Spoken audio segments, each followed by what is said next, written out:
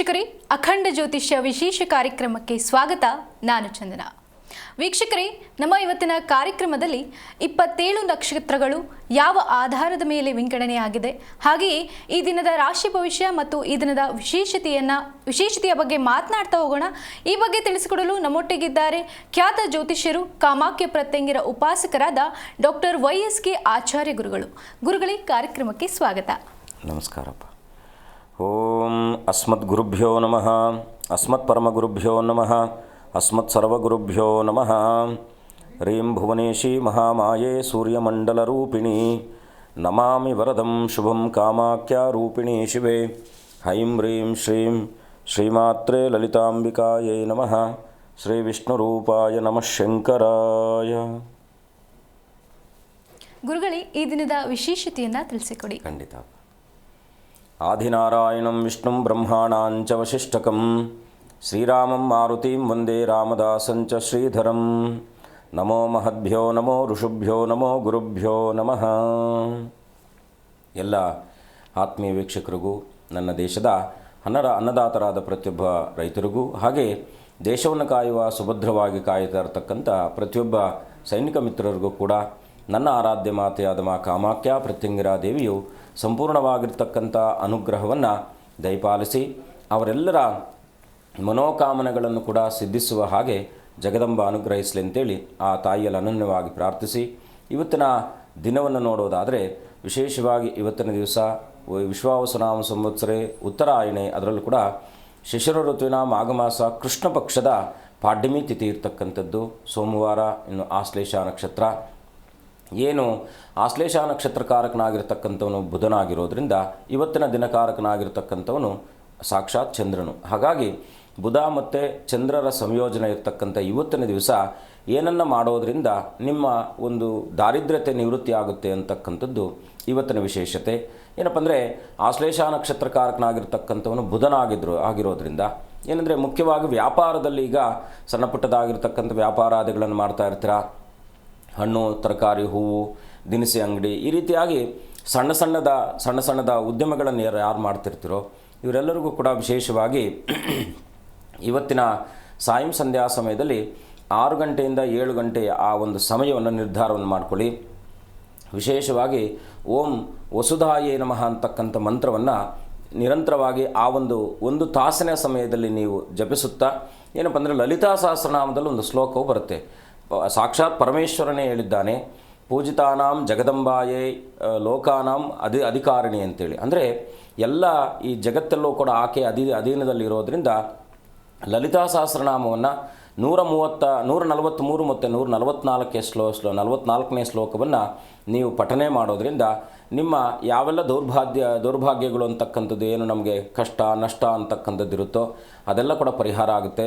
ಭವಧಾವಸುಧಾವೃಷ್ಟಿ ಪಾಪಾರಣ್ಯದ ಬಾನಲ ದೌರ್ಭಾಗ್ಯ ತೂಲವಾತೂಲ ಜರಾದ್ವಾಂತರ ವಿಪ್ರಭಾ ಅಂತೇಳಿ ಅಮ್ಮನವರ ಲಲಿತಾ ಸಹಸ್ರನಾಮದಲ್ಲಿರ್ತಕ್ಕಂಥದ್ದು. ಹಾಗಾಗಿ ಅಮ್ಮನವರ ಆರಾಧನೆಯನ್ನು ಸೋಮವಾರದ ಸಮಯ, ಅದರಲ್ಲೂ ಕೂಡ ಚಂದ್ರವೋರದಲ್ಲಿ ನೀವು ಮಾಡೋದರಿಂದ ಮನಕಾರಕನಾಗಿರ್ತಕ್ಕಂಥ ಚಂದ್ರನು ನಿಮ್ಮ ಮನಸ್ಸಿನ ಮೇಲೆ ಬೀರಬಹುದಾಗಿರ್ತಕ್ಕಂಥ ನಕಾರಾತ್ಮಕ ಶಕ್ತಿಗಳನ್ನು ಕೂಡ ದೂರ ಮಾಡ್ತಕ್ಕಂಥವನಾಗ್ತಾನೆ. ಪ್ರಯತ್ನ ಮಾಡಿ, ಶುಭವಾಗಲಿ. ಖಂಡಿತ ಗುರುಗಳೇ. ಇನ್ನು ಈ ಕಾರ್ಯಕ್ರಮದಲ್ಲಿ ಮೊದಲಿಗೆ ರಾಶಿ ಭವಿಷ್ಯಗಳ ಬಗ್ಗೆ ತಿಳಿಸಿಕೊಡಿ. ದೈವಾಧೀನಂ ಜಗತ್ಸರ್ವಂ ಗ್ರಹಾಧೀನಂತು ಮಾನವ ಅಂತೇಳಿ ನಮ್ಮೆಲ್ಲರ ಬದುಕಿನ ಆಗುಹೋಗುಗಳಿಗೆ ಕಾರಣೀಭೂತರಾಗಿರ್ತಕ್ಕಂಥವರೇ ಗ್ರಹಗಳು. ಹಾಗಾಗಿ ಗ್ರಹಗಳ ಪ್ರಾರ್ಥನೆ, ಸಾಂಬಶಿವನ ಪ್ರಾರ್ಥನೆ ಇವತ್ತಿನ ದಿವಸ ಅತ್ಯಂತ ಶುಭಪ್ರದವಾಗಿರ್ತಕ್ಕಂಥದ್ದು. ಶುದ್ಧ ಸ್ಫಟಿಕ ಸಂಕಾಶಂ ತ್ರಿನೇತ್ರಂ ಚಂದ್ರಶೇಖರಂ ಇಂದುಮಂಡಲ ಮಧ್ಯಸ್ಥಂ ವಂದೇ ದೇವಂ ಸದಾಶಿವಂ. ನಮಸ್ಸೂರ್ಯಾಯ ಚಂದ್ರಾಯ ಮಂಗಳಾಯ ಬುಧಾಯ ಚ ಗುರು ಶುಕ್ರ ಶನಿಭ್ಯಶ್ಚ ರಾಹುವೇ ಕೇತುವೇ ನಮಃ ಅಂತೇಳಿ ಆದಿತ್ಯಾದ ನವಗ್ರಹ ದೇವತೆಗಳ ಪ್ರಾರ್ಥನೆಯೊಂದಿಗೆ ಇವತ್ತಿನ ಮೇಷರಾಶಿಯನ್ನು ನೋಡಿದಾಗ ವಿಶೇಷವಾಗಿ ಇವತ್ತಿನ ದಿವಸ ಆಸ್ತಿ ಸಂಬಂಧಿತವಾದ ವಿಚಾರಾದಿಗಳಲ್ಲಿ ಪ್ರಯತ್ನಕ್ಕೆ ಫಲ ಸಿಗ್ತಕ್ಕಂಥದ್ದಾಗಿರುತ್ತೆ. ಮಿತ್ರರಿಂದ, ತಾಯಿಯಿಂದ ಸಹಕಾರ ಸಿಗ್ತಕ್ಕಂಥದ್ದು. ಸ್ವಲ್ಪ ತಾಯಿಯ ಆರೋಗ್ಯದ ಬಗ್ಗೆ ಸ್ವಲ್ಪ ಮಾನಸಿಕವಾಗಿರ್ತಕ್ಕಂಥ ಒತ್ತಡ ಇರತಕ್ಕಂಥದ್ದಾಗಿರುತ್ತೆ. ಯಾವುದೋ ಮನಸ್ತಾಪಗಳು ಬರ್ತಕ್ಕಂಥ ಆ ಒಂದು ಸಂದರ್ಭ ಇರೋದರಿಂದ ಮೇಷರಾಶಿಯವರು ಸ್ವಲ್ಪ ಇವತ್ತಿನ ದಿವಸ ಜಾಗ್ರತೆ ಇರತಕ್ಕಂಥದ್ದು. ಇವತ್ತಿನ ದಿವಸ ಸಾಂಬಶಿವನ ದರ್ಶನ, ಆಂಜನೇಯನ ಪ್ರಾರ್ಥನೆ ಮಾಡ್ತಕ್ಕಂಥದ್ದು ಶುಭವಾಗುತ್ತೆ. ಮುಂದಿನ ರಾಶಿ ಮಿಥುನ ರಾಶಿ. ಮಿಥುನ ರಾಶಿಯಲ್ಲಿ ಹುಟ್ಟಿರ್ತಕ್ಕಂಥ ಇವತ್ತಿನ ದಿವಸ ಸ್ವಲ್ಪ ಬಂಧುಗಳು ಅಣ್ಣ ತಮ್ಮಂದಿರ ಮಧ್ಯದಲ್ಲಿ ವೈಮನಸ್ಸುಗಳು ಬರ್ತಕ್ಕಂಥದ್ದಾಗಿರುತ್ತೆ. ವ್ಯವಹಾರಿಕ ವಿಚಾರಾದಿಗಳಲ್ಲಿ ಪಾಲುದಾರಿಕ ವಿಚಾರಾದಿಗಳಲ್ಲಿ ಇವತ್ತಿನ ದಿವಸ ಜಾಗೃತಿ ವಹಿಸಿ. ಅದರಲ್ಲೂ ಕೂಡ ಸ್ವಲ್ಪ ಶತ್ರುಗಳೊಟ್ಟಿಗೆ ಮಿತ್ರರಾಗಿ ಪರಿವರ್ತನೆ ಆಗ್ತಕ್ಕಂಥ ಸುಯೋಗಿರ್ತಕ್ಕಂಥದ್ದು ಈ ಒಂದು ವೃಷಭ ರಾಶಿಯವರಿಗೆ. ವಿಶೇಷವಾಗಿ ಇವತ್ತಿನ ದಿವಸ ಲಕ್ಷ್ಮೀನಾರಾಯಣರ ಪ್ರಾರ್ಥನೆ ಜೊತೆಗೆ ವಿಶೇಷವಾಗಿ ಆಂಜನೇಯನ ಪ್ರಾರ್ಥನೆ ಮಾಡ್ತಕ್ಕಂಥದ್ದು ಶುಭವಾಗುತ್ತೆ. ಮುಂದಿನ ರಾಶಿ ಮಿಥುನ ರಾಶಿ. ಮಿಥುನ ರಾಶಿಯಲ್ಲಿ ಹುಟ್ಟಿರ್ತಕ್ಕಂಥ ಇವತ್ತಿನ ದಿವಸ ಸ್ವಲ್ಪ ಪ್ರಯತ್ನ ಕಾರ್ಯಾದಿಗಳಲ್ಲಿ ವಿಘ್ನಗಳು ಬರ್ತಕ್ಕಂಥದ್ದಾಗಿರುತ್ತೆ. ಸ್ವಲ್ಪ ಕಣ್ಣಿಗೆ ಸಂಬಂಧಪಟ್ಟಂಥ ತೊಂದರೆ ನಿಮ್ಮನ್ನು ಬಾಧಿಸ್ಬೋದಾಗಿರ್ತಕ್ಕಂಥದ್ದು. ಸ್ವಲ್ಪ ಗೆಳೆಯರೊಟ್ಟಿಗೆ ಮನಸ್ತಾಪಗಳು ಬರ್ತಕ್ಕಂಥದ್ದು ಇವತ್ತಿನ ದಿವಸ. ಓಂ ರೀಂ ನಮಃ ಶಿವಾಯ ಅಂತಕ್ಕಂಥ ಶಿವಪಂಚಾಕ್ಷರ ಮಂತ್ರವನ್ನು ಪ್ರಾರ್ಥನೆ ಮಾಡೋದ್ರಿಂದ ವೃತ್ತಿರಂಗದಲ್ಲಿದ್ದಂಥವ್ರು ಉದ್ಯೋಗದಲ್ಲಿದ್ದಂಥವ್ರಿಗೆ ಶುಭ ಆಗ್ತಕ್ಕಂಥದ್ದಾಗಿರುತ್ತೆ. ಮುಂದಿನ ರಾಶಿ ಕಟಕ ರಾಶಿ. ಕಟಕ ರಾಶಿಯಲ್ಲಿ ಹುಟ್ಟಿರ್ತಕ್ಕಂಥ ಇವತ್ತಿನ ದಿವಸ ಅತ್ಯಂತ ಶುಭಪ್ರದವಾಗಿರ್ತಕ್ಕಂಥದ್ದು. ಕೈಗೆತ್ತಿಕೊಂಡ ಎಲ್ಲ ಕೆಲಸ ಕಾರ್ಯಗಳು ಕೂಡ ಸುಸೂತ್ರವಾಗಿ ನೆರವೇರ್ತಕ್ಕಂಥದ್ದಾಗುತ್ತೆ. ಸಂಪತ್ತಿನಲ್ಲಿ ವೃದ್ಧಿ ಆಗ್ತಕ್ಕಂಥದ್ದು. ಅದರಲ್ಲೂ ಕೂಡ ವಿದ್ಯಾರ್ಥಿಗಳಿಗೆ, ಅದರಲ್ಲೂ ಕೂಡ ವಿದ್ಯಾಸಂಸ್ಥೆಗಳಲ್ಲಿ ಕೆಲಸ ಮಾಡ್ತಾ ಇರ್ತಕ್ಕಂಥವ್ರಿಗೆ ಇವತ್ತಿನ ದಿವಸ ಶುಭಪ್ರದವಾಗ್ತಕ್ಕಂಥದ್ದಾಗಿರುತ್ತೆ. ಗೌರವ ವ್ಯಕ್ತಿಗಳ ದರ್ಶನ ಮಾಡ್ತಕ್ಕಂಥದ್ದು ಇವತ್ತಿನ ದಿವಸ. ಕಟಕ ರಾಶಿಯವರು ವಿಶೇಷವಾಗಿ ಓಂ ನಮಃ ಶಿವಾಯ ಅಂತಕ್ಕಂಥ ಶಿವಪಂಚಾಕ್ಷರ ಮಂತ್ರ ಜಪ ಹಾಗೆ ಸಾಂಬಶಿವನ ದರ್ಶನ ಇನ್ನಷ್ಟು ಶುಭ ಆಗ್ತಕ್ಕಂಥದ್ದಾಗುತ್ತೆ. ಖಂಡಿತ ಗುರುಜಿ. ಒಬ್ಬ ಕಾಲರ್ ಇದ್ದಾರೆ, ಮಾತನಾಡ. ನಮಸ್ಕಾರ. ನಮಸ್ಕಾರ ಮೇಡಮ್. ಎಲ್ಲಿಂದ ಕರೆ ಮಾಡ್ತಿದ್ದೀರಮ್ಮ? ರಾಮನಗರನಿಂದ. ಯಾರ ಬಗ್ಗೆ ತಿಳ್ಕೊಬೇಕಿತ್ತು? ನಮ್ಮ ಮನೆ ಬಗ್ಗೆ ತಿಳ್ಕೊಬೇಕಿತ್ತು. ನಮ್ಮ ಬಗ್ಗೆನೆ. ಓಕೆ, 1 ರಿಂದ 30ರೊಳಗಿನ ಸಂಖ್ಯೆನ ತಿಳಿಸಿಮ್ಮ. 4 ಮೇಡಮ್. ಓಕೆ, ಗುರುಗಳಿದ್ದಾರೆ, ಮಾತನಾಡಿ. ನಮಸ್ಕಾರ ತಾಯಿ, ಹೇಗಿದ್ದೀರಾ? ಚೆನ್ನಾಗಿದ್ದೀನಿ ಗುರುಗಳೇ, ನೀವ್ ಹೇಗಿದ್ದೀರಾ? ತುಂಬ ಚೆನ್ನಾಗಿದ್ದೀನಿ ತಾಯಿ, ಒಳ್ಳೇದು ಮಾಡಲಿ. ಏನು ನಿಮ್ಮ ಪ್ರಶ್ನೆ? ಗುರುಗಳೇ, 5 ವರ್ಷದಿಂದ ಎಷ್ಟು ಕಷ್ಟ ಅಂದ್ರೆ ಮಗಳ ಕೆಲ್ಸ ಇಲ್ಲ, ಯಜಮಾನ್ರ ಕೆಲ್ಸ ಇಲ್ಲ, ಆರೋಗ್ಯ ಸಮಸ್ಯೆ. ಮನೆ ಸ್ವಂತ ಮನೆನಾ? ಸ್ವಂತ ಮನೆ ಗುರು. ಈ ಮನೆ ಎಷ್ಟು ವರ್ಷ ಆಯ್ತು ಈ ಮನೆಗೆ ಹೋಗಿ? ನಾವ್ ಈ ಮನೆಗ್ ಬಂದು 1 ವರ್ಷ ಆಯ್ತು. ಇದಕ್ಕಿಂತ ಮುಂಚೆ ಅಲ್ಲಿ ಬೆಂಗಳೂರಲ್ಲಿ ಇದ್ವಿ, ಅಲ್ಲೂ ಸ್ವಂತ ಮನೇಲೇ ಇದ್ವಿ, ಅಲ್ಲೂ ಪ್ರಾಬ್ಲಮ್. ಅಮ್ಮ, ಸ್ವಲ್ಪ ನಿಮ್ಮ ಮನೆಯಲ್ಲಿ ಈ 5 ವರ್ಷಗಳಲ್ಲಿ ಯಾರಾದರೂ ತೀರೋಗಿದ್ದವರು ಇದ್ದಾರಾ? ಆತರ ಯಾರು ತೀರೋಗಿಲ್ಲ ಗುರುಗಳೇ. ನಿಮ್ಮ ಗೆಳತಿಯರು ಅಥವಾ ನಿಮ್ಮ ಸಂಬಂಧಿಕರು ಯಾರಾದರೂ ನಿಮ್ಮನ್ನು ತುಂಬ ಇಷ್ಟಪಡ್ತಾ ಇರ್ತಕ್ಕಂಥವ್ರು? ಆತರ ಯಾರು ಇಲ್ಲ. ಒಂದ್ 7 ವರ್ಷದಿಂದ ನಮ್ಮ ಮೈದ ತೀರೋದ್ರು, 7-8 ವರ್ಷದಿಂದ. ಇಲ್ಲ, ಇದು ಏನಂದ್ರೆ 5 ವರ್ಷದ ಕೆಳಗಡೆ ಇದೆ. ಸ್ವಲ್ಪ ಪ್ರೇತ ಬಾಧೆ ಅಂತಕ್ಕಂಥದ್ದು ತೋರಿಸ್ತಾ ಇದೆ. ನೀವೊಂದು ಕೆಲಸ ಮಾಡಿ ತಾಯಿ, ಯಾವುದಾದ್ರೂ ಸಮುದ್ರ ತೀರಕ್ಕೆ ಹೋಗಿ ಕುಟುಂಬದವರೆಲ್ಲ ಒಟ್ಟಿಗೆ ಹೋಗಿ ಮುಖ್ಯವಾಗಿ ಸಮುದ್ರ ಸ್ನಾನವನ್ನು ಮಾಡಿ ಈಶ್ವರನ ಆರಾಧನೆಯನ್ನು ಪ್ರತಿ ಸೋಮವಾರ ತಪ್ಪದೆ ಈಶ್ವರನ ಸನ್ನಿಧಾನಕ್ಕೆ ನಿಮ್ಮ ಶಕ್ತಿಯಾನುಸಾರದಲ್ಲಿ ಒಂದು ಹಾಲು ಎಳ್ನೀರು ಇವೆರಡನ್ನು ಕೊಡ್ತಾ ಬನ್ನಿ. ಶಿವನ ಸನ್ನಿಧಾನದಲ್ಲಿ ಬಿಲ್ವಾರ್ಚನೆ ಮಾಡಿಸ್ಕೊಳ್ಳಿ, ಖಂಡಿತ ಶುಭವಾಗುತ್ತೆ. ಒಳ್ಳೆಯದಾಗಲಿ ತಾಯಿ. ನಮಸ್ಕಾರಮ್ಮ, ಕರೆ ಮಾಡಿದ್ದಕ್ಕಾಗಿ. ಮತ್ತೊಬ್ರು ಕರೆ ಇದ್ದಾರೆ. ನಮಸ್ಕಾರ. ನಮಸ್ತೆ ಮೇಡಮ್. ಎಲ್ಲಿಂದ ಕರೆ ಮಾಡ್ತಿದ್ದೀರಾ? ಕೂಡ್ಲಿಯಿಂದ ಏರಿದ್ದಳ್ಳಿ ಅಂತ ಮೇಡಮ್. ಓಕೆ, ನಿಮ್ಮ ಹೆಸರು? ಸುರೇಶ್ ಅಂತ. 1 ರಿಂದ 30ರೊಳಗಿನ ಸಂಖ್ಯೆಯನ್ನ ತಿಳಿಸಿ ಸರ್. 10 ಮೇಡಮ್. ಗುರುಗಳಿದ್ದಾರೆ, ಮಾತನಾಡಿ. ನಮಸ್ಕಾರ, ಹೇಗಿದ್ದೀರಾ? ಆರಾಮಿದ್ದೀವಿ ಗುರುಜಿ, ನೀವು ಗುರುಜಿ? ಹೇಳಿ. ಚೆನ್ನಾಗಿದ್ದೀನಿ ತಾಯಿ, ಒಳ್ಳೇದು ಮಾಡಲಿ. ಏನು ನಿಮ್ಮ ಪ್ರಶ್ನೆ? ಗುರುಜಿ, ನಮ್ಮ ಮಗಳು ತನು ಅಂತ ಹೇಳಿ, ತನುಶ್ರೀ ಅಂತ. ಸ್ವಲ್ಪ ಓದ್ನಲ್ಲಿ ಬಹಳ ಇದು ಸಿಕ್ತು ಜಾಸ್ತಿ. ಎಷ್ಟು ವರ್ಷ? ಈಗ 13 ವರ್ಷ. 12 ವರ್ಷ. ನೀವೇನು ಚಿಂತೆ ಮಾಡುವ ಅಗತ್ಯ ಇಲ್ಲ, ಸರಿ ಹೋಗುತ್ತೆ ಮಕ್ಕಳಿಗೆ. ಯಾಕಂದರೆ ಕೆಲವು ಸಂದರ್ಭಗಳಲ್ಲಿ ಈ ಒಂದು 14 ವರ್ಷದ ತನಕ ಏನಪ್ಪ ಅಂದರೆ ಅವ್ರದ್ದು ಯಾವುದೋ ಅಜಾಡ್ಯತೆ ಅಂತಕ್ಕಂಥದ್ದು ಪೂರ್ವಜನ್ಮದ ಆ ಒಂದು ಪಾಪ ಅಂತಕ್ಕಂಥದ್ದು ಅಥವಾ ಪೂರ್ವಜನ್ಮದ ಸಂಚಿತವಾದದ್ದು ಏನೋ ಅವರನ್ನು ಆಕ್ಟಿವೇಟ್ ಮಾಡಿ ಇಟ್ಕೊಂಡಿರುತ್ತೆ.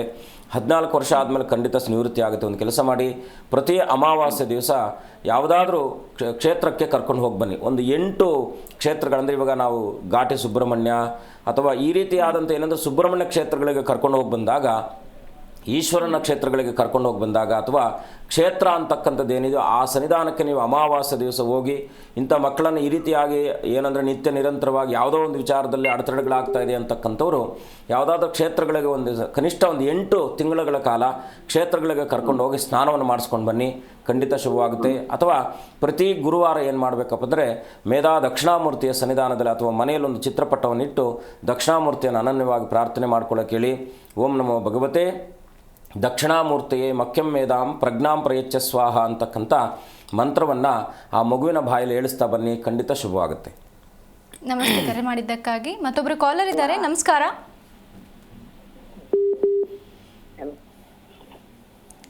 ಅಮ್ಮ ನಮಸ್ತೆ, ನನ್ನ ಧ್ವನಿ ಕೇಳ್ತಿದ್ಯಾ? ಹಲೋ. ಓಕೆ, ಕರೆ ಕಡಿತವಾಗಿದೆ. ಹಾಗೆ ಗುರುಗಳೇ, ನಕ್ಷತ್ರಗಳನ್ನು 27 ನಕ್ಷತ್ರಗಳನ್ನು ಯಾವುದರ ಮೇಲೆ ಆಧಾರದ ಮೇಲೆ ವಿಂಗಡಣೆ ಮಾಡಲಾಗ್ತದೆ ಗುರುಜಿ? ನಮಗೆ ಮುಖ್ಯವಾಗಿ ಹುಟ್ಟಿದಂತಹ ಸಂದರ್ಭ ಮನುಷ್ಯನನ್ನು ಅವನ ಗುಣಧರ್ಮ, ವ್ಯಕ್ತಿತ್ವ ಮತ್ತು ಅವನ ಜೀವನದ ಎಲ್ಲ ಆಗುಹೋಗುಗಳಿಗೆ ಲಗ್ನದ ಮೇಲೆ ಪ್ರಭಾವವನ್ನು ಬೀರುತ್ತೆ. 27 ನಕ್ಷತ್ರಗಳಂದರೆ ಮುಖ್ಯವಾಗಿ ನಾವು ಏನು ಚಂದ್ರ ಅಂತ ಏನು ಕರಿತೀವೋ ಅವನು ಅತಿ ಸಮೀಪದಲ್ಲಿ ಒಂದು ಆವರ್ತನೆಯನ್ನು ಬರ್ತಾನೆ. ಈಗ 12 ರಾಶಿಗಳನ್ನು ಒಂದೊಂದು ಗ್ರಹ, ಈಗ ಶನಿ ಆದರೆ ಕನಿಷ್ಠ 2.5 ವರ್ಷ ಒಂದೇ ರಾಶಿಯಲ್ಲಿ ಇರ್ತಾನೆ. ಹಾಗೆ ಸೂರ್ಯನ ಸಮೀಪಕ್ಕೆ ಇರ್ತಕ್ಕಂಥ ಗ್ರಹಗಳು ಯಾವಪ್ಪ ಅಂದರೆ ಮೊದಲನೇದಾಗಿ ಬುಧ, ಚಂದ್ರನ ಹೊರತುಪಡಿಸಿ ಬುಧ, ಮತ್ತು ಬುಧನ ನಂತರದಲ್ಲಿ ಬರ್ತಕ್ಕಂಥದ್ದು ಶುಕ್ರ ನಂತರದಲ್ಲಿ ಬರ್ತಕ್ಕಂಥದ್ದು ಭೂಮಿ ನಂತರದಲ್ಲಿ ಬರ್ತಕ್ಕಂಥದ್ದು ಕುಜ ಅಂತಕ್ಕಂಥದ್ದು. ಈ ಆಧಾರವನ್ನು ನಾವು ನೋಡಿದಾಗ 27 ನಕ್ಷತ್ರಗಳಲ್ಲಿ ಚಂದ್ರ ಅತ್ಯಂತ 27 ದಿನಕ್ಕೆ ಒಂದು ಪ್ರದಕ್ಷಿಣೆ ಬಂದುಬಿಡ್ತಾನೆ. ಒಂದು ರಾಶಿಯಲ್ಲಿ ಕನಿಷ್ಠ 2.5 ದಿವಸ ಇರ್ತಾನೆ. ಇವತ್ತಿನ ಕಾಲಮಾನವನ್ನು ನೋಡಿದಾಗ ಕಟಕ ರಾಶಿಯಲ್ಲಿ ಸ್ವಕ್ಷೇತ್ರದಲ್ಲಿ ಇದ್ದಾನೆ, 2.5 ದಿವಸ ಇಲ್ಲೇ ಇರ್ತಾನೆ. ಈ 2.5 ದಿವಸದಲ್ಲಿ ಮುಖ್ಯವಾಗಿ 2.5 ನಕ್ಷತ್ರ, ಕನಿಷ್ಠ ಅಂದರೆ 2.5 ನಕ್ಷತ್ರ ಬರ್ತಕ್ಕಂಥದ್ದಾಗಿದೆ. 9 ಪಾದಗಳು ಅಂತ ಬರುತ್ತೆ. ನಾವು ಈಗ ಹುಟ್ಟಿದಂಥದ್ದು ಇವತ್ತು ಆಶ್ಲೇಷ ನಕ್ಷತ್ರದಲ್ಲಿ ಹುಟ್ಟಿದಾಗ ಈ ಮಗು ಆಶ್ಲೇಷ ನಕ್ಷತ್ರದಿಂದ ಪ್ರಾರಂಭ ಆಗುತ್ತೆ. ಅಂದರೆ ಏನು, ಆಶ್ಲೇಷ ನಕ್ಷತ್ರಕ್ಕೆ ಏನೆಲ್ಲ ಕಾರಣಗಳಿರುತ್ತೆ, ಆ ಒಂದು ಮನುಷ್ಯನ ಹುಟ್ಟಿದಾಗ ಅವನ ಗುಣಧರ್ಮಗಳೇನು, ಬುಧನು ಈ ನಕ್ಷತ್ರಕ್ಕೆ ಕಾರಕನಾಗ್ತಾನೆ. ಈ ಕಟಕ ರಾಶಿಗೆ ವ್ಯಯ ಮತ್ತು ತೃತೀಯ ಭಾವ ಏನಾಗುತ್ತೆ, ಮಿಥುನ ಮತ್ತು ಒಂದು ಕನ್ಯಾ ರಾಶಿ ಆಗುತ್ತೆ. ಇದನ್ನು ನಾವು ತಗೊಂಡಾಗ 27 ನಕ್ಷತ್ರಗಳನ್ನು ಒಂದೊಂದು ರಾಶಿಯಲ್ಲಿ 2.5 ದಿವಸ ಚಂದ್ರನಿದ್ದಾಗ ಈ ನಕ್ಷತ್ರಗಳನ್ನು ಕೂಡ ಹಾಗೆ ತಗೊಳ್ತೀವಿ. ನಾವು ಒಂದು ನಕ್ಷತ್ರಕ್ಕೆ 4 ಪಾದಗಳಿರುತ್ತೆ. 4 ಪಾದ ಅಂದರೆ ಈಗ ನಾವು ಏನೋ ದೇವರಿಗೆ ಅಷ್ಟೋತ್ರ ಎಲ್ಲ ಮಾಡಬೇಕಾದ್ರೆ 108 ಸಲ ಅಷ್ಟೋತ್ರವನ್ನು ಮಾಡ್ತೀವಿ. 27 × 4 ಅಂದರೆ 108 ಆಗುತ್ತೆ. ಸೊ ಹಾಗಾಗಿ ಈ 108 ಅಂತಕ್ಕಂಥದ್ದು ನಮ್ಮ ಬದುಕಿನ ಸಂಪೂರ್ಣವಾಗಿರ್ತಕ್ಕಂಥ ಜೀವನದ ಅವಧಿ ಇರತಕ್ಕಂಥದ್ದಾಗಿರುತ್ತೆ. ಹಾಗಾಗಿ ಈ 28 ಮತ್ತು 27 ಏನು ನಾವು ಕರಿತೀವಿ, 28ನೇ ನಕ್ಷತ್ರ ಒಂದು ಅಭಿಜಿನ್ ನಕ್ಷತ್ರ ಅಂತ ಕರಿತೀವಿ. ಆದರೆ ಅದು ತುಂಬ ವಿರಳವಾದ ಸಮಯದಲ್ಲಿ ಬರ್ತಕ್ಕಂಥದ್ದಾಗುತ್ತೆ. ಹಾಗಾಗಿ ಮನುಷ್ಯನ ಬದುಕಿಗೆ ಮೂಲ ಕಾರಣ, ಮನೋಕಾರಕನಾಗಿರ್ತಕ್ಕಂಥ ಚಂದ್ರನೇ ಆಗಿರೋದ್ರಿಂದ ಚಂದ್ರನ ಮೇಲೆ ಡಿಪೆಂಡ್ ಮಾಡ್ತೀವಿ. ಯಾವ ನಕ್ಷತ್ರದಲ್ಲಿ ಇದ್ದಾನೋ ಅದನ್ನು ರಾಶಿಯಾಗಿ ತಗೊಳ್ತೀವಿ. ಯಾವ ಲಗ್ನದಲ್ಲಿ ಸೂರ್ಯನಿಂದ ಪ್ರಾರಂಭ ಆದಂತಹ ಆರೂಢ ಲಗ್ನಕ್ಕೆ ಅಥವಾ ಲಗ್ನಾರೂಢಕ್ಕೆ ಏನು ತಗೊಳ್ತೀವೋ ಆ ಒಂದು ಪ್ರಶ್ನಾ ಲಗ್ನ ರೂಢ ಅಂತ ನಾವು ಕರಿತೀವಿ, ಅಲ್ಲಿಂದ ನಾವು ಲಗ್ನವನ್ನು ತಗೊಳ್ತೀವಿ. ಖಂಡಿತ ಗುರುಜಿ. ಕಾಲರ್ ಇದ್ದಾರೆ ಗದಗಿಂದ. ನಮಸ್ತೆ.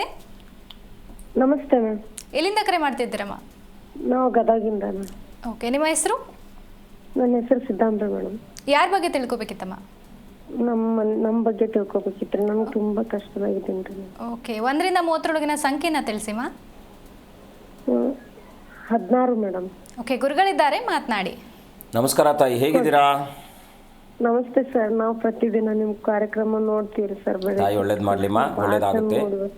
ಏನು ನಿಮ್ಮ ಪ್ರಶ್ನೆ? ಸರ್, ನಮ್ಮ ಮನೆಯವ್ರಿಗೆ ಆರಾಮಿಲ್ರಿ ಸರ್, ಕ್ಯಾನ್ಸರ್ ಆಗಿತ್ತು ಅಂತ ಹೇಳಿದ್ರಿ 2 ವರ್ಷದಿಂದ. ಓಹೋ ತಾಯಿ ಒಳ್ಳೇದಾಗಲಿಮ್ಮ. ಏನೋ ಅಮ್ಮನವರ ಅನುಗ್ರಹ, ನಿಮಗೆಲ್ಲ ಸಹಕಾರ ಸಿಗುವಂತಾಗಲಿ.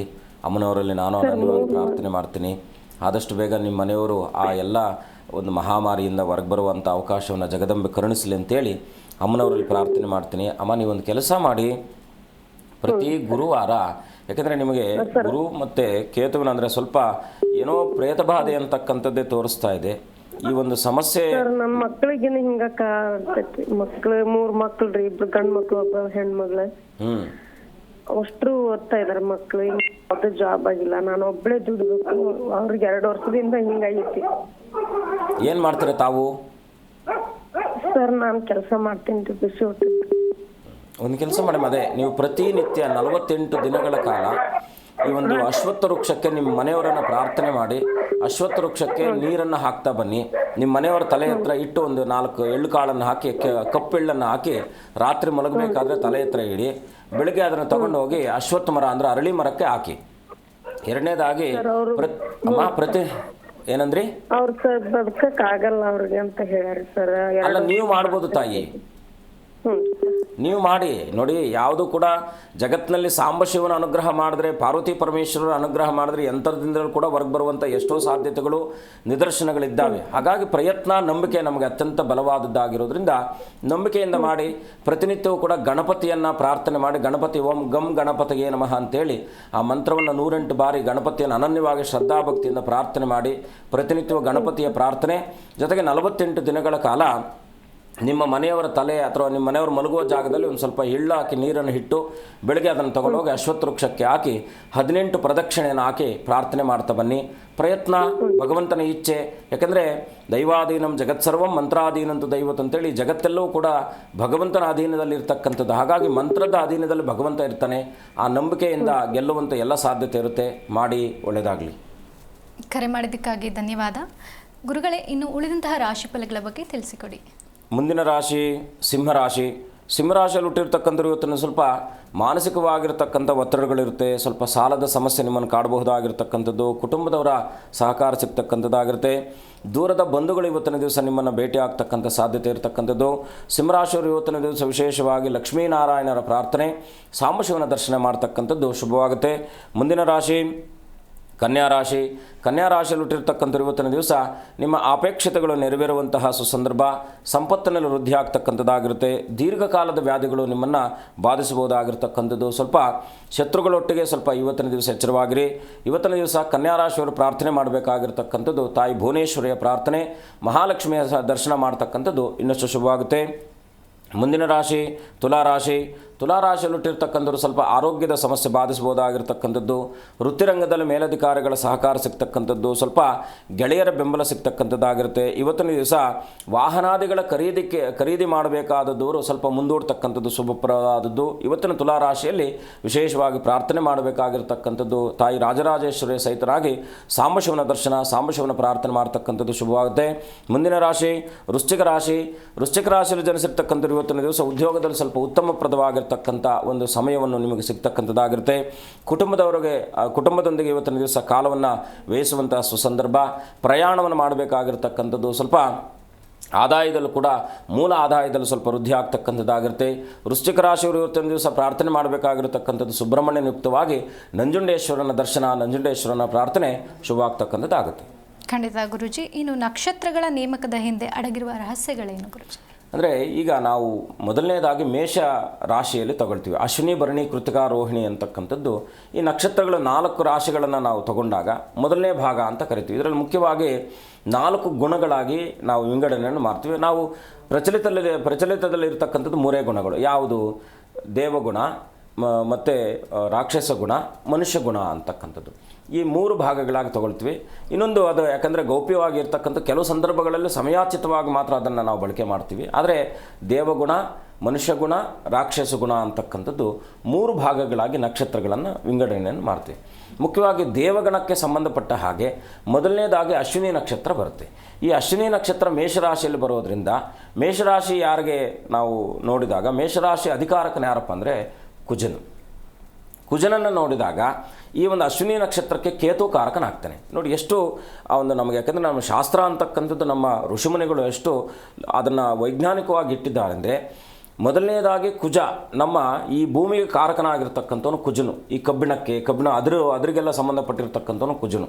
ಹಾಗಾಗಿ ನಾವು ಗುರುವನ್ನು ನೋಡಿದಾಗ ಅವನು ಹಿಮ ಮತ್ತು ನೀರಿನಿಂದ ಕೂಡಿರ್ತಾನೆ. ಅದೇ ಶುಕ್ರನನ್ನು ನೋಡಿದಾಗ ಅವನು ಕಾರ್ಬನ್ ಡೈಆಕ್ಸೈಡನ್ನು ಬಿಡುಗಡೆ ಮಾಡ್ತಕ್ಕಂಥವ್ನು. ಅತ್ಯಂತ ಒಂದು ಪ್ರಖರವಾದಂಥ ಉಷ್ಣತೆ ಇರ್ತಕ್ಕಂಥ ಗ್ರಹ ಯಾವುದಪ್ಪ ಅಂದರೆ ಅದು ಶುಕ್ರ ಅಂತಕ್ಕಂಥದ್ದು. ಹೀಗೆ ನೋಡಿ, ಮೊದಲನೇದಾಗಿ ಮೇಷರಾಶಿ ಅಂತಕ್ಕಂಥದ್ದು ನಾವು ಹೇಳ್ತೀವಲ್ವ, ರಾಶಿಫಲದಲ್ಲೂ ಕೂಡ ಮೇಷರಾಶಿ ಅಂತ ಕರಿತೀವಿ. ಕಾಲಪುರುಷನ ಒಂದು ಇದರಲ್ಲಿ ಮೇಷರಾಶಿ ಬಂದಾಗ ಕೇತುವಿನ ನಕ್ಷತ್ರದೊಂದಿಗೆ ಪ್ರಾರಂಭ ಆಗುತ್ತೆ. ಅಂದರೆ ಮನುಷ್ಯ ತಾಯಿಯ ಗರ್ಭದಿಂದ ಹೊರಗೆ ಬಂದಾಗ ಅವನಿಗೆ ಮೊದಲನೇದಾಗಿ ಅವನಲ್ಲಿ ಸೇರ್ಕೊಳ್ಬೇಕಾದದ್ದು ಏನಪ್ಪ ಅಂದರೆ ಜ್ಞಾನ ಅಂತಕ್ಕಂಥದ್ದು. ಹಾಗಾಗಿ ಆ ಜ್ಞಾನಯುಕ್ತವಾಗಿ ಶರೀರ ಹೊರಗಡೆ ಬಂದಾಗ ಜ್ಞಾನ ಎಲ್ಲಿಂದ ಪ್ರಾರಂಭ ಆಗುತ್ತೆ? 2ನೇ ನಕ್ಷತ್ರ ಆಗಿ ಭರಣಿ ನಕ್ಷತ್ರ ಬರುತ್ತೆ. ಭರಣಿ ನಕ್ಷತ್ರ ಕಾರಕನ ಯಾರಪ್ಪ ಅಂದರೆ ಶುಕ್ರನು. ಯಾಕಂದರೆ ನಾವು ಬೆಳೀಬೇಕು. ನಮ್ಮ ದೇಹದಲ್ಲಿ ತಾಪಮಾನ ಇಲ್ಲ ಅಂದರೆ ನಮ್ಮ ದೇಹ ಏನು ಮಾಡಲಿಕ್ಕೆ ಸಾಧ್ಯನೇ ಇಲ್ಲ. ಹಾಗಾಗಿ ತಾಪಮಾನದ ವೃದ್ಧಿ ಮೊದಲನೇದಾಗಿ ಮನಸ್ಸಿನ ಮೇಲೆ ಬೀರಬಹುದಾದಂಥದ್ದೇನು? ಜ್ಞಾನದ ಸಂಕೇತ.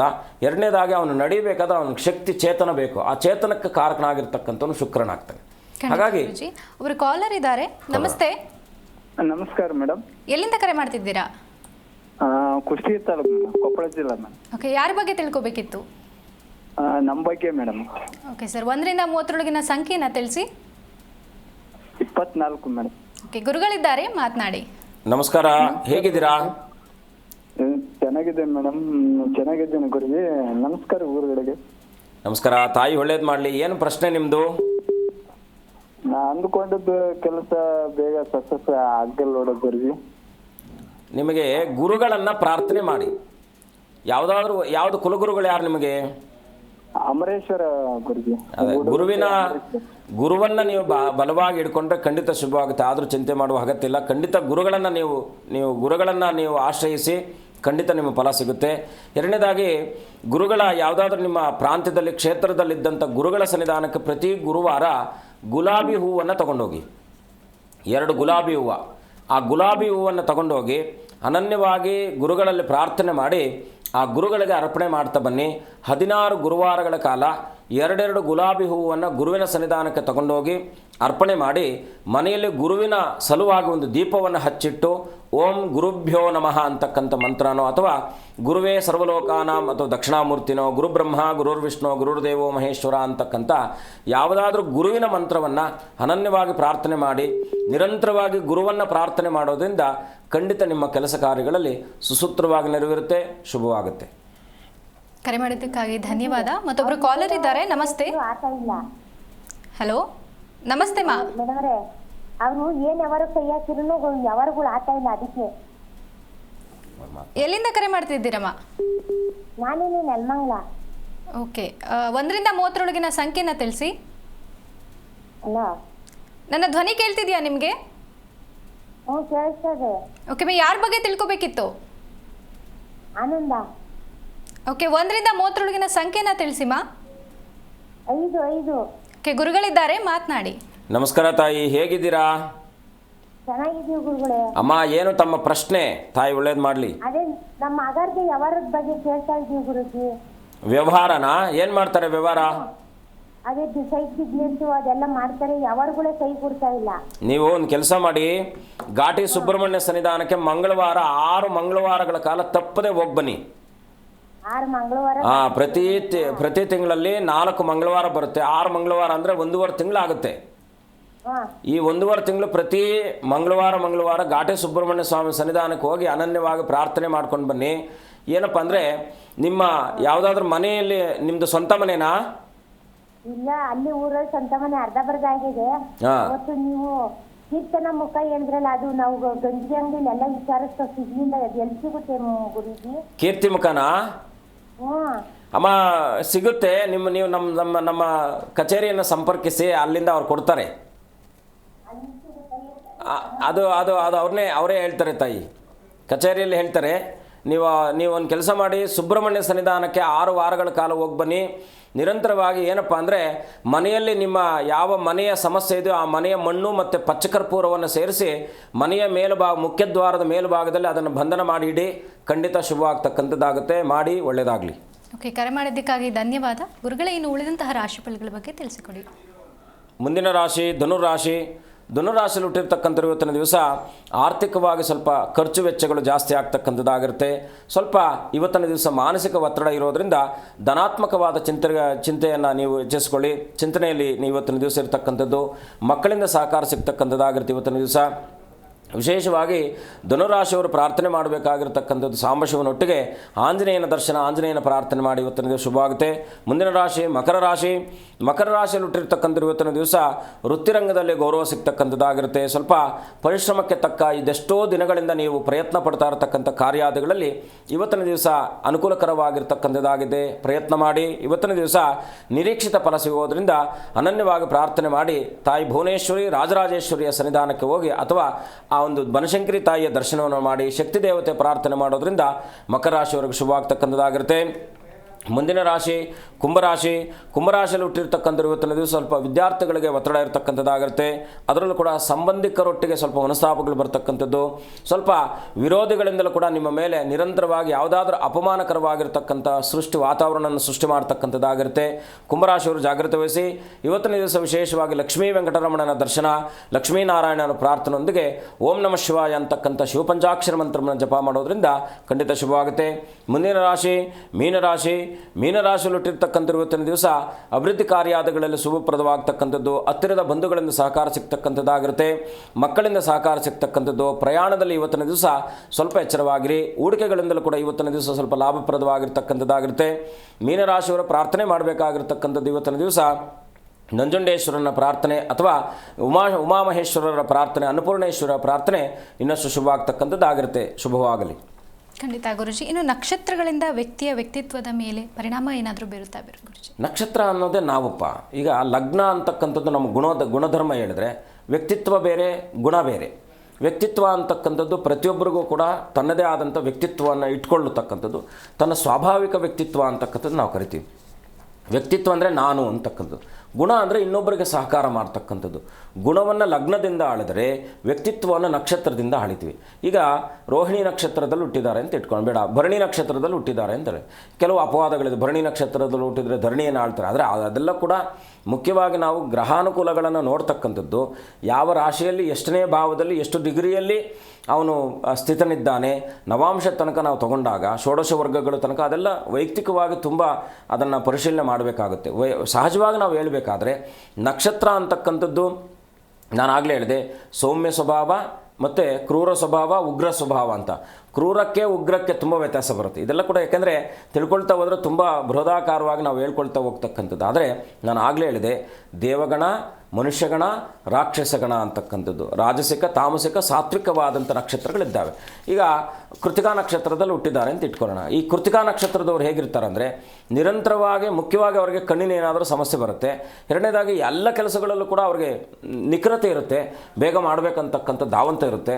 ಅಂದರೆ ನಾವು ಇವಾಗ ಆತುರ ಅಂತಕ್ಕಂಥದ್ದು, ಆತುರದ ನಿರ್ಧಾರಗಳೇನಾಗುತ್ತೆ ಕೆಲವೊಂದು ಸಂದರ್ಭಗಳಲ್ಲಿ ನಮಗದು ನೆಗೆಟಿವ್ ಕೂಡ ಆಗ್ತಕ್ಕಂಥದ್ದಾಗಿ. ಹಾಗಾಗಿ ಈಗ ರೋಹಿಣಿ ನಕ್ಷತ್ರ ಅಂತ ಇಟ್ಕೊಳ್ಳೋಣ, ಚಂದ್ರನ ನಕ್ಷತ್ರ ಬಂತು. ಅವರು ಕೆಲಸಗಳನ್ನು ಮಾಡ್ತಾ ಇರ್ತಾರೆ, ಆದರೆ ಕನ್ಫ್ಯೂಸಲ್ಲೇ ಇರ್ತಾರೆ. ಕೆಲಸಗಳನ್ನು ಮಾಡುವಂಥದ್ದು, ಯಾಕೆಂದರೆ ಏನೇ ಕೆಲಸ ಮಾಡಬೇಕಾದ್ರೂ ಕೂಡ ಅವ್ರಿಗೆ ಸ್ಫುಟತ್ವ ಇರುತ್ತೆ, ಬಟ್ ಕನ್ಫ್ಯೂಸಲ್ಲಿ ಇರ್ತಾರೆ. ಮೃಗಶಿರ ನಕ್ಷತ್ರ ಅಂತ ಇಟ್ಕೊಳ್ಳಿ, ಆ ಥರದ್ದು ಜಾಸ್ತಿ ಇರುತ್ತೆ, ಬೇಗ ಬೇಗ ಮಾಡಬೇಕು. ಯಾಕೆಂದರೆ ಮನುಷ್ಯನ ಸ್ವಭಾವ ಹೇಗೆ ಅಂದರೆ ಯಾವುದನ್ನು ಕೂಡ ನಿರಂತರವಾಗಿ ತಗೊಳ್ಳಿಕ್ಕೆ ಮನುಷ್ಯನಲ್ಲಿ ಸಾಧ್ಯ ಆಗೋದಿಲ್ಲ. ಹೇಗೆ ಮನುಷ್ಯಗಣದ ನಕ್ಷತ್ರಗಳು, ರಾಕ್ಷಸಗಣದ ನಕ್ಷತ್ರಗಳು, ದೇವಗಣದ ನಕ್ಷತ್ರಗಳು ಅಂತಕ್ಕಂಥದ್ದು ಇದೆಯೋ ಅವರ ಗುಣಧರ್ಮಗಳನ್ನು ನಾವು ಇಟ್ಕೊಂಡಿರ್ತಕ್ಕಂಥದ್ದಾಗುತ್ತೆ. ಖಂಡಿತ ಗುರುಜಿ. ಈ ದಿನದಲ್ಲಿ ಸಾಕಷ್ಟು ವಿಚಾರಗಳನ್ನು ಕುರಿತು ಮಾತನಾಡಿದ್ದೀವಿ. ಕಾರ್ಯಕ್ರಮಕ್ಕೆ ಆಗಮಿಸೋದಕ್ಕಾಗಿ ಧನ್ಯವಾದಗಳು ಗುರುಜಿ. ಶುಭಂ ಭೂಯಾತ್. ಲೋಕ ಸಮಸ್ತ ಸುಖಿನೋ ಭವಂತು. ಎಸ್, ನೋಡಿದ್ರಲ್ಲ ವೀಕ್ಷಕರೇ, ಈ ದಿನದ ಕಾರ್ಯಕ್ರಮದಲ್ಲಿ ನಕ್ಷತ್ರಗಳ ಬಗ್ಗೆ ಸಾಕಷ್ಟು ವಿಚಾರಗಳನ್ನು ಗುರುಗಳು ನಮಗೆ ಬಹಳ ಅರ್ಥಪೂರ್ಣವಾಗಿ ತಿಳಿಸಿಕೊಟ್ಟಿದ್ದಾರೆ. ಇದಾಗಿತ್ತು ಈ ಹೊತ್ತಿನ ವಿಶೇಷ ಕಾರ್ಯಕ್ರಮ. ನೋಡ್ತಾ ಇರಿ ಜೀ ಕನ್ನಡ ನ್ಯೂಸ್, ಸತ್ಯವೇ ಸುದ್ದಿಯ ಜೀವಾಳ.